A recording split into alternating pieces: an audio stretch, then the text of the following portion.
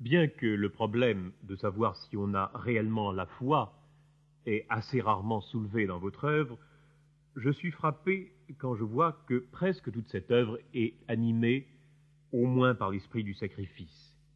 Constamment, vos héros cherchent le bon usage qu'il faut faire de la vie, et ils résistent à toutes les sollicitations d'un petit bonheur au jour le jour pour se lancer dans une grande entreprise. C'est ça leur démon, c'est ça leur vigilance. Et à propos de la mort du héros, j'aimerais également faire remarquer que presque toujours, vous donnez une importance dominante à la fête pascale. Vos héros meurent à Pâques, qu'il s'agisse de Manolios ou du capitaine Michel, et même de Saint François, que nous évoquerons la semaine prochaine. Bien, pourquoi? Parce que de cette fête, il se dégage une grande émotion essentielle d'ailleurs pour toute l'orthodoxie, et aussi parce que Pâques, il me semble, dégage, par le thème de la résurrection, le principe spirituel qui ainsi se rend maître de la matière que pendant toute leur vie, ils se sont appliqués à gouverner, à maîtriser. Eh bien, puisque tous vos héros meurent à Pâques, comme si ce qu'ils n'ont pas réussi à exprimer jusqu'au bout pouvait encore apparaître et se traduire dans la transfiguration de la nature qui prolonge l'élan vers l'absolu, la nature, il me semble que vous lui donnez la partie belle, en ce sens qu'elle est chargée de transposer, au-delà des tombeaux, au-delà du sacrifice, l'exemple que le héros a communiqué à la terre.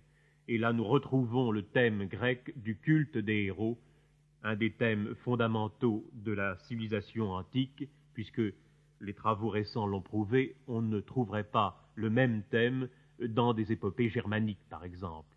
L'idée du héros qui, au-delà de la mort, continue d'agir sur les hommes est un thème foncièrement hellénique. C'est la première fois que je m'en aperçois et je vous remercie de l'avoir remarqué. Sûrement, c'est une poussée inconsciente qui m'a conduit à faire mourir mes héros le jour de Pâques. La raison m'apparaît maintenant claire. La mort et la résurrection du héros sont deux actes qui se succèdent. La mort est indispensable pour que le héros ressuscite.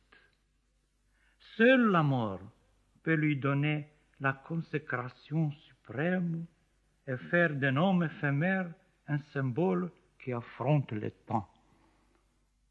Car la douleur et le martyre impressionnent profondément les masses humaines. Le héros ne peut jamais, et même j'ose dire, ne doit jamais être heureux.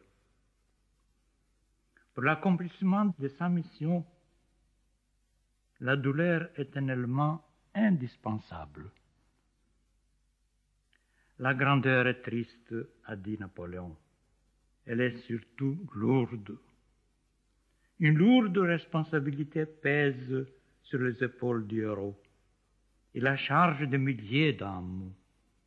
Il sent sourdement ses faiblesses, et c'est un dur travail, un long et cruel renoncement, une entreprise toujours incertaine que de surmonter ces faiblesses humaines.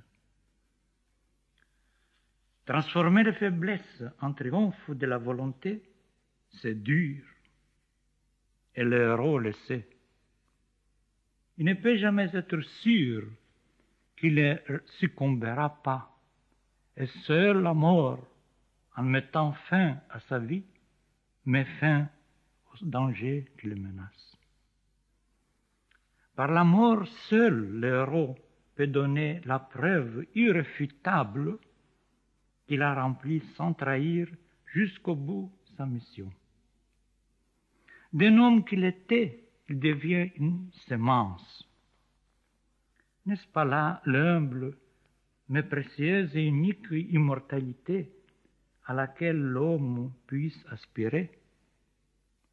Il n'y a qu'un seul chemin qui mène à la résurrection, le chemin du Golgotha. Les héros le savent et ils vont d'un pas précipité à l'encontre de la mort. Un martyr chrétien suivi du bourreau, se dirigeait en courant vers les lieux du supplice. « Pourquoi accours-tu si vite » lui cria le bourreau essoufflé. « je suis pressé, répondit le martyr. Les héros savent que la mort est la récompense suprême de leur vie et ils sont toujours pressés.